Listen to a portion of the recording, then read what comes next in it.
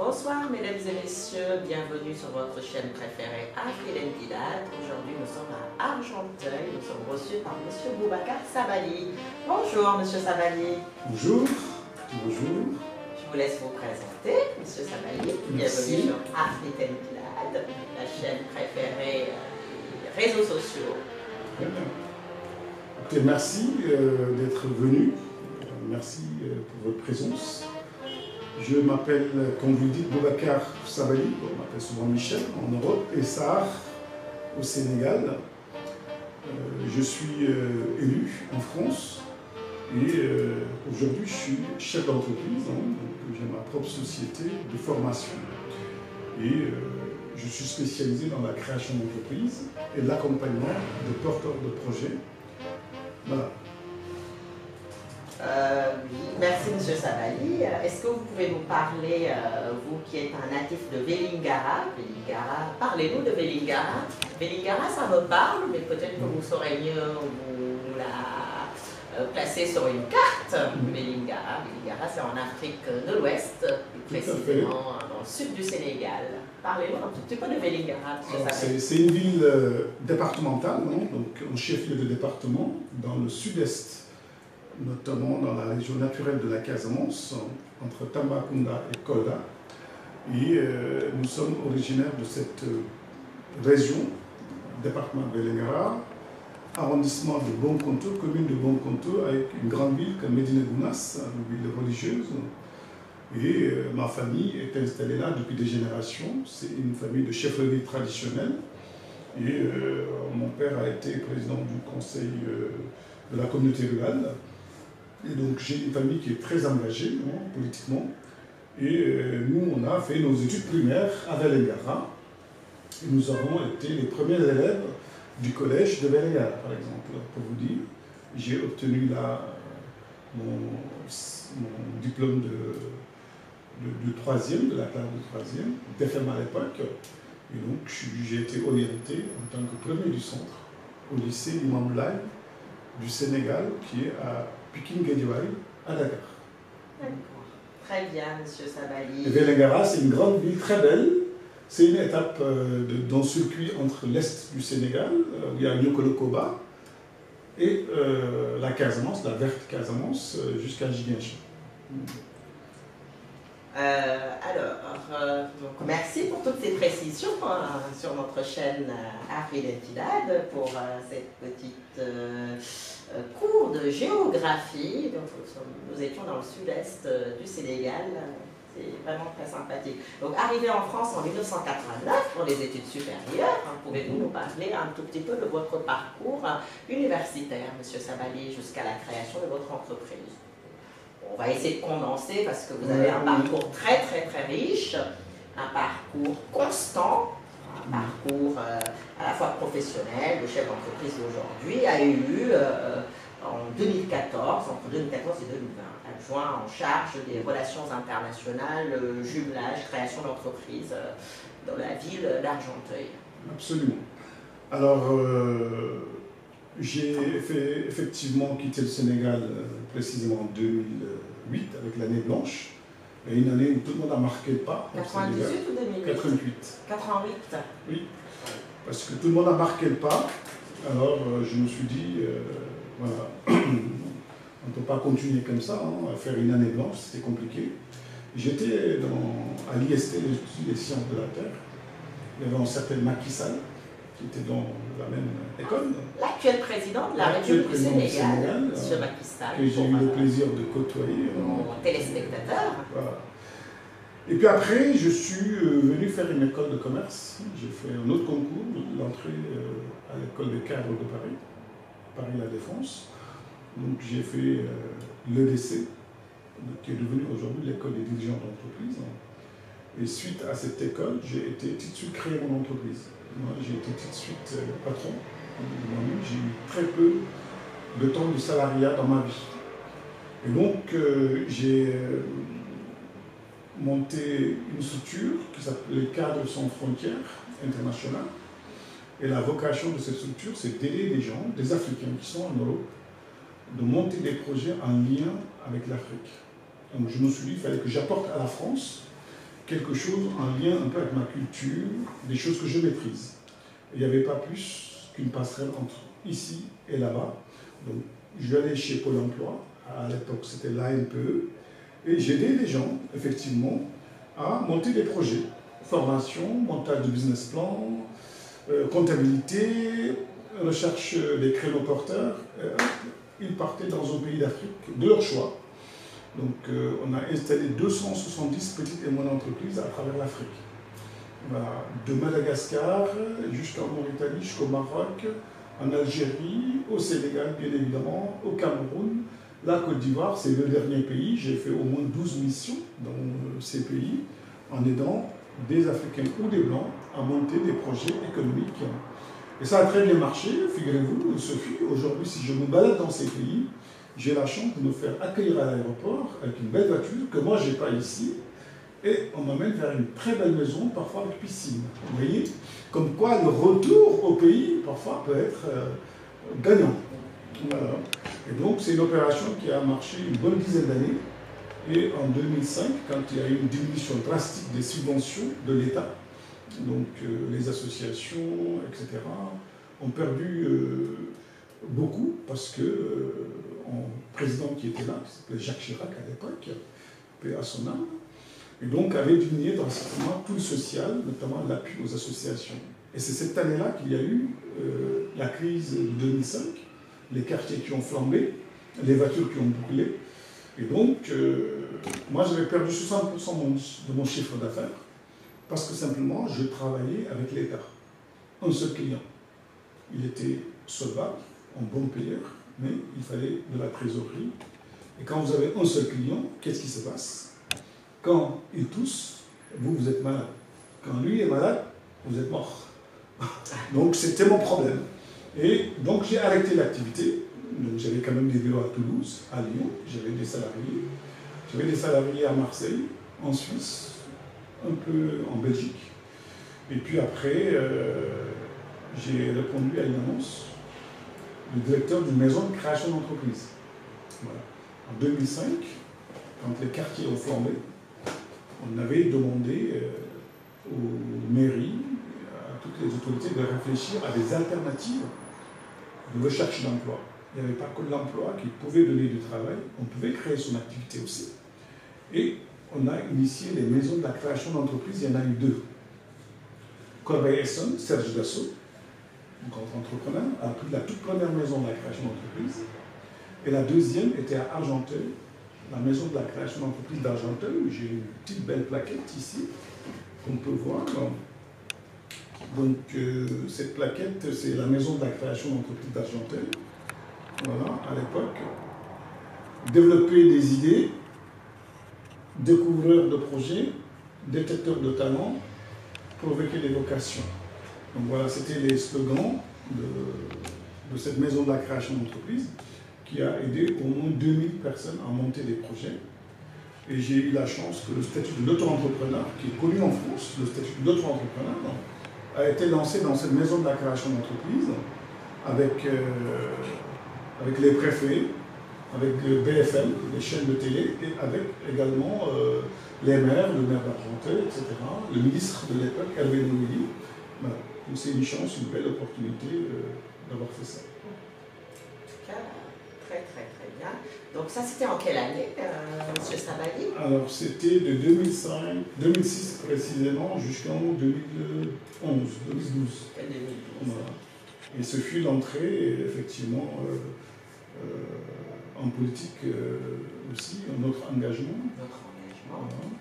Voilà. Qu'est-ce qui vous a motivé à vous engager alors que vous étiez vraiment dans quelque chose, dans un engagement, mais autre qu'un engagement politique? Vous étiez, voilà, dans l'engagement de création d'entreprise, de mise en mer.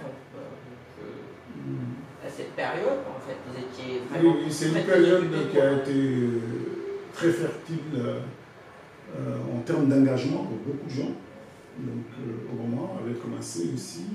Et l'avènement du président Macky Sall, qui est quand même quelqu'un aussi qui est issu d'un milieu tout à fait modeste. Et je me suis dit, yes, we can, oui, on peut. Et donc,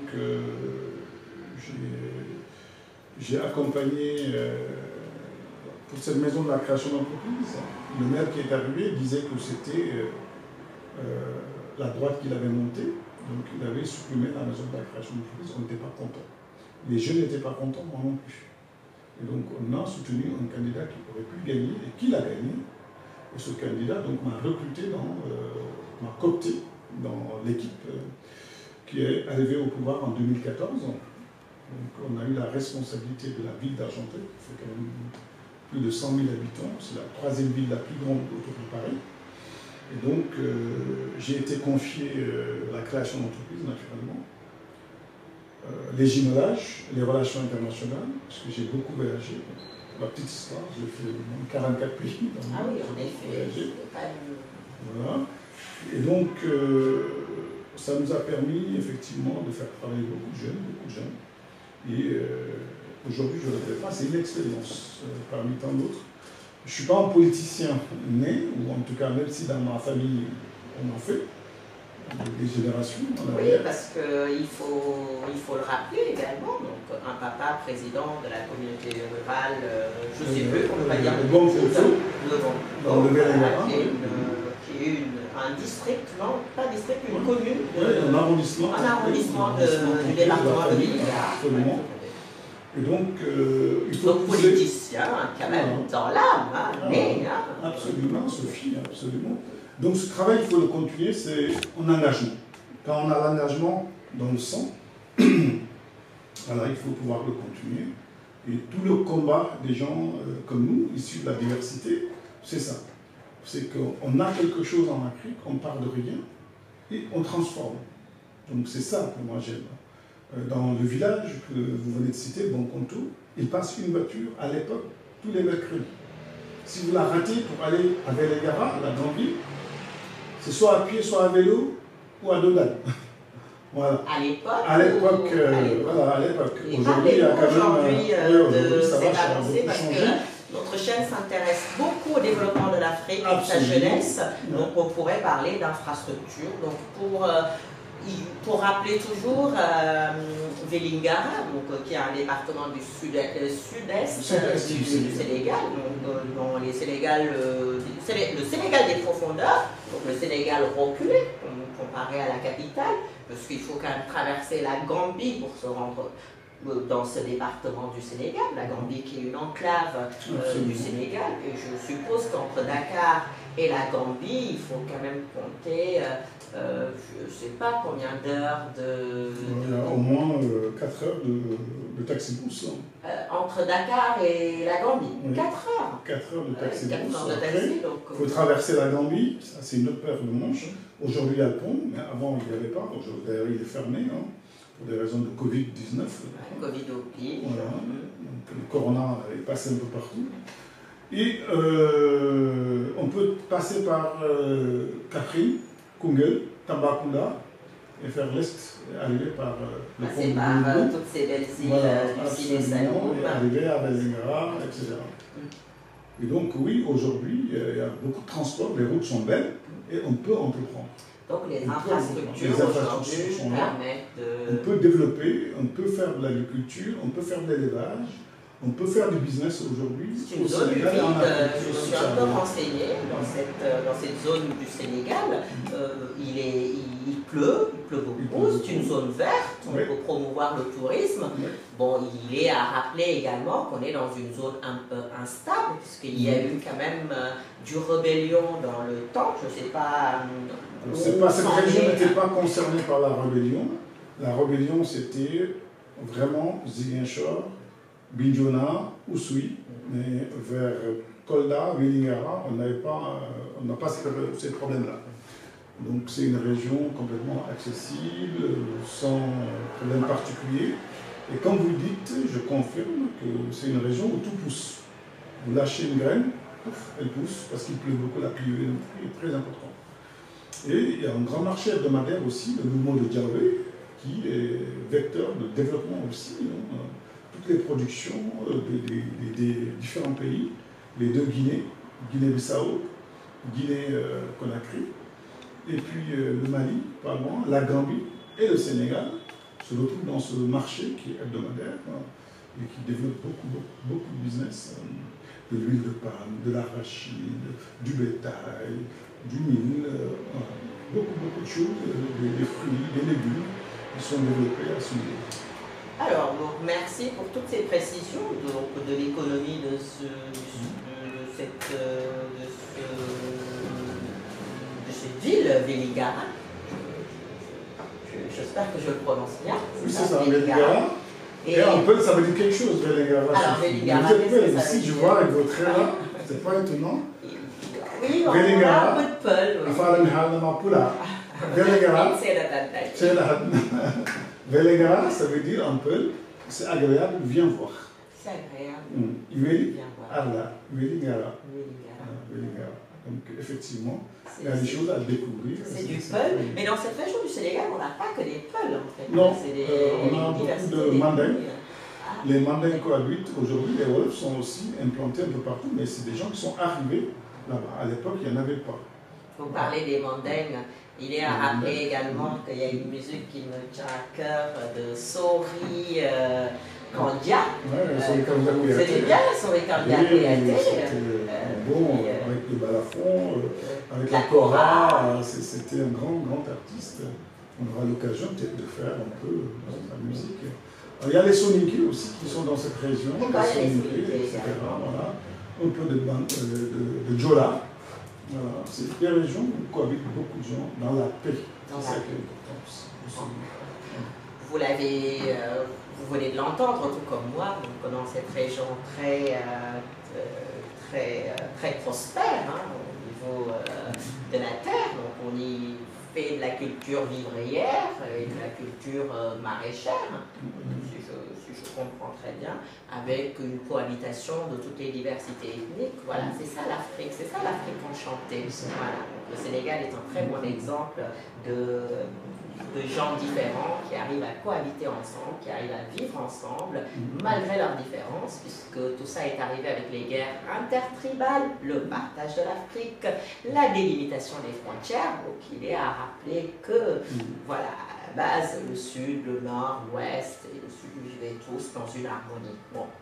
Alors maintenant, on va un peu parler de développement, parce qu'il faut aujourd'hui développer l'Afrique avec des coopérations. Donc pour l'élu, le chef d'entreprise que vous êtes, voilà, parlez-nous un tout petit peu des projets qui sont à venir ou des projets déjà réalisés dans toute l'Afrique, toute l'Afrique subsaharienne. Parce que c'est aujourd'hui l'Afrique subsaharienne qui nous intéresse. Oui. Alors effectivement, on a réussi à monter quelques projets. D'abord au Maroc, on a installé une salle pour les formateurs, les enseignants, une salle équipée informatiquement. Voilà, donc c'était une demande d'une ville Agadir. Voilà. Et puis au Sénégal, on a installé aussi du matériel, une bibliothèque dans cette école en printemps, comme vous voyez. Voilà. Donc, qui se trouve où? C'est une hutte, ça c'est à Kolda. On est à Kolda. L'école Naforé. Naforé, Kolda. Et Kolda, Naforé, Kolda c'est à côté de Vélingara. C'est à côté de Vélingara, toujours dans le sud. Dans le sud, avec cet enseignant qui est dans sa classe, qu'on a équipé également. On a fait des actions aux Comores, on a fait des actions à Madagascar, on a fait des actions au Cameroun, un peu partout dans l'Afrique.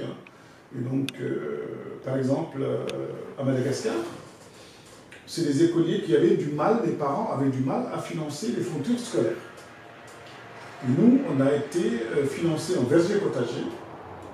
Et là, les écoliers arrosent, ils récoltent les légumes qu'ils vendent au marché les week-ends, samedi, dimanche. Et ça leur fait des rentrées d'argent et ils vont acheter leur propre fourniture. Et on a créé des latrines aussi pour les enfants, il n'y en avait pas assez. Et donc aujourd'hui, ça s'autofinance avec cette coopérative qu'ils ont fait et c'est complètement génial, un truc de fou, à Tuléar, en Madagascar. Madagascar. Donc c'est des projets qu'on continue à développer aujourd'hui. Moi, je travaille avec les grandes surfaces. Donc, j'ai un casino, donc je remercie au passage celui d'Argenteuil avec Chudi Fakchi. Et on récupère du matériel qu'on transforme et qu'on va apporter pour l'instant au Sénégal pour aider au développement, aider à l'équipement. On est très attentif aux jeunes, aux femmes célibataires, aux filles qui ont fait des naissances, on va dire, précoces. Voilà. Oui, il y a des écoliers à 14 ans, 15 ans, 16 ans. Les mariages précoces sont en danger pour les jeunes femmes. Il y a des risques de fistule, on a d'autres risques, les risques de grossesse précoce qui peuvent, au niveau santé, créer beaucoup de problèmes. Donc, je pense qu'il y a du travail à faire là-dessus, de la prévention, et ça passe par, comme M. Sabali vient de le dire, par le maintien des jeunes filles à l'école. Il est impératif, pour des raisons quelquefois différentes, hein, mais les premières raisons sont celles que les filles doivent rester et travailler à la maison et se marier jeunes et s'occuper de leurs enfants. Il est temps peut-être qu'un travail soit fait en amont sur ce problème, qui est aussi un problème de santé publique. Parce que se marier à l'âge de 14 ans et ou beaucoup moins, je l'ai déjà vu, voilà, et avoir des enfants avant la maturité corporelle, tout ce qu'on peut constater. Et puis voilà. Donc nous allons passer maintenant à... On n'a pas beaucoup de temps, on aurait pu parler. Votre carrière est très riche, votre expérience est très riche. On pourrait parler des heures et des heures, mais nous aurons l'occasion très prochainement dans d'autres débats ou dans d'autres interviews parler, s'étendre davantage sur des questions que l'on n'a pas abordées. Là, on va parler un tout petit peu on va sortir du cadre de l'homme chef d'entreprise, de l'homme engagé politiquement. Si je vous disais intégration et acculturation, qu'est-ce que ça vous évoque, M. Sabali? Intégration, acculturation, vous me faites peur quand vous dites ça, Sophie, parce que pour moi, intégration peut ne pas dire acculturation. Intégration, c'est ok, je rentre dans un dispositif, dans une société, dans un système, et je suis si bien que je suis assimilé, en tout cas, je suis moi-même dans le système. Et si le système vous respecte, il faut qu'il vous laisse vivre aussi ce que vous étiez avant de rentrer. Et c'est là où le mot acculturation me gêne. Il ne faut pas qu'il y ait assimilation et acculturation. Voilà. Pour moi, c'est antinomique, les deux. Donc, oui, je veux bien m'intégrer. Chez nous, on dit quand vous arrivez dans une société, dans un village, où tout le monde est borgne, vous vous crevez l'œil. Pour être comme tout le monde. D'accord? C'est bien, donc intégration, assimilation, mais il faut avoir son identité. L'identité est importante. Elle nous construit. On sait où on vient. C'est en sachant d'où on vient qu'on peut encore mieux faire. Voilà. Mais si on vous coupe l'herbe sous les pieds ou le tronc de l'arbre, ben on vous déracine. On vous enlève les racines. Et donc là, ça ne va pas. Donc oui, intégration, il faut être ouvert, mais pas acculturation. Ça, moi, je suis contre, voilà, pour être très clair. En tout cas, merci pour cette précision et pour cette réponse précise sur les deux mots dont on avait choisi pour parler de phénomènes de société, pour parler de culture également. Donc, vous avez éclairé votre positionnement sur les deux mots qui ont été choisis par la chaîne Afridentidad. Alors, si je vous disais Nuit de Cine. Nuit de Cine, je serai hors sujet. Direct. Et si voilà. Je vous disais La maison de l'enfant du poète. Ah, le professeur Senghor. Et si je vous dis Fayout. Le village natal du président Senghor, qui était un grand écrivain, un grand philosophe qui a fait l'Europe et l'Afrique en même temps. Et les Antilles, on va dire. Voilà. Pour finir, Monsieur Sabali, puisque le temps ne nous permet pas, pensez-vous que la colonisation est un mal nécessaire?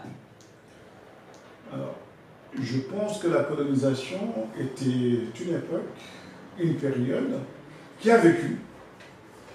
On peut être pour ou contre, mais bon, elle était là, c'est dans le passé. Elle a généré des conséquences, c'est peut-être pour ça qu'on est là aujourd'hui. Moi, mon père, mon propre père, a fait la guerre pour la France. Et on a retrouvé in extremis son livret militaire, que vous pouvez voir. Il est très ancien. Il s'appelait Ibrahima Babali. Voilà, c'est mon père. Donc ce monsieur s'est battu pour la France aussi. Donc ça fait partie, c'est le carnet des tirailleurs sénégalais. C'est ce ça. qu'on appelait les tirailleurs sénégalais, c'est pour nos téléspectateurs. Oui. Donc les tirailleurs sénégalais, voilà. Ce sont des gens qui ont combattu pour la libération de la France, c'est ça? Oui, oui. Et donc là, on voit qu'il est né en 1922.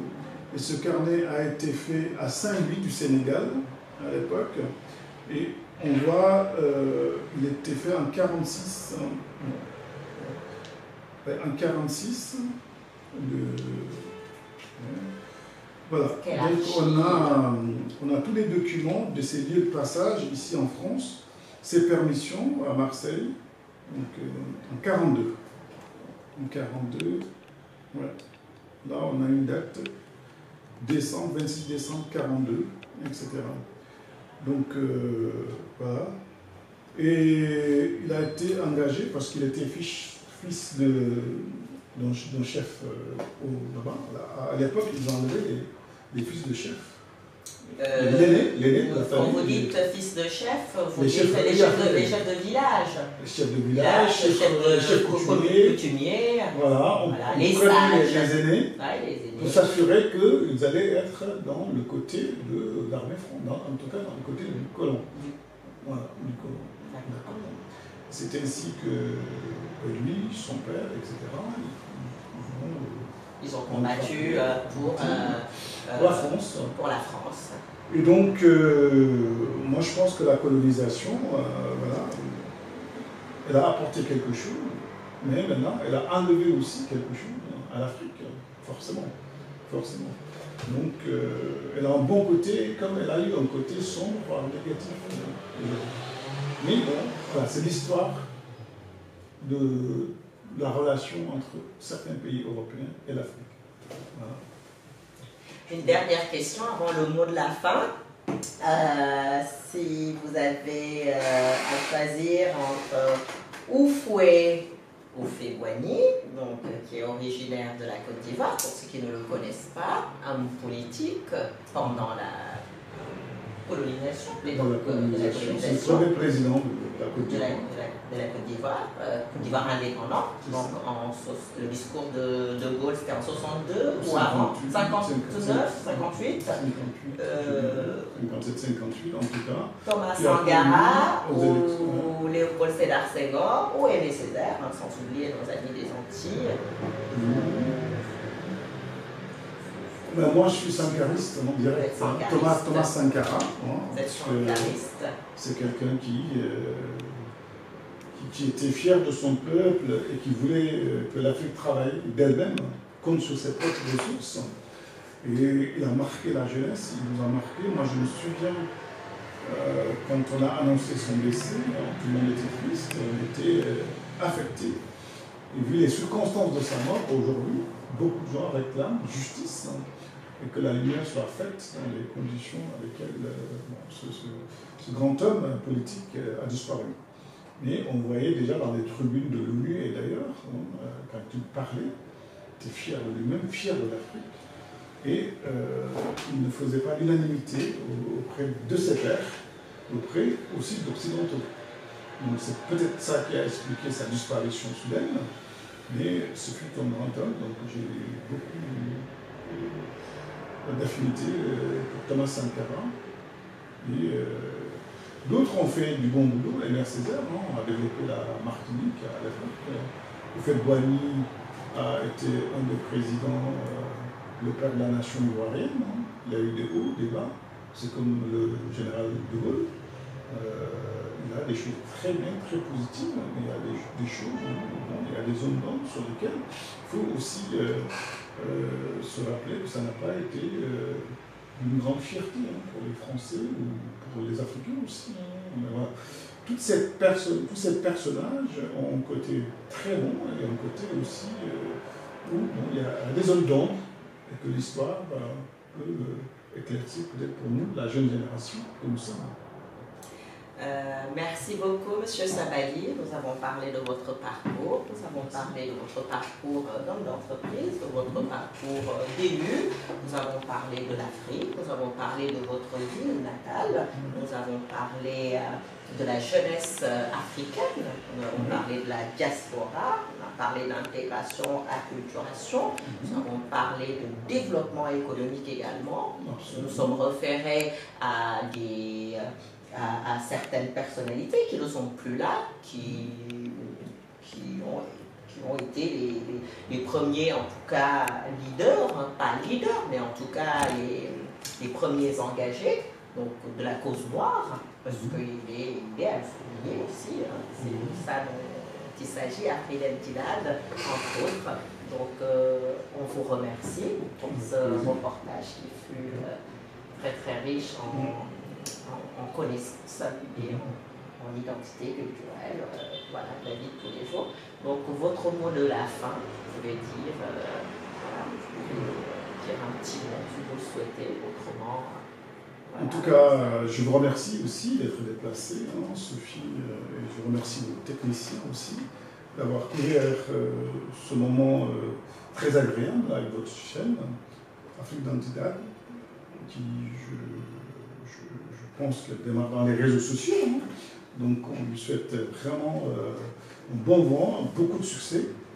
Et mon dernier mot, c'est que quand tout le monde dit que c'est sombre, il y a des gens qui allument au moins des bougies. Et ça réconforte le cœur de voir des bougies allumées, là où tout le monde dit que c'est sombre. Donc continuons à faire ce travail individuellement, chacun de nous a quelque chose à apporter. Tout en chacun, même la petite souris peut apporter quelque chose au grand lieu, au grand éléphant. Vous l'avez entendu, c'était le mot de la fin de notre grand monsieur Sabali Aboubakar. Merci beaucoup.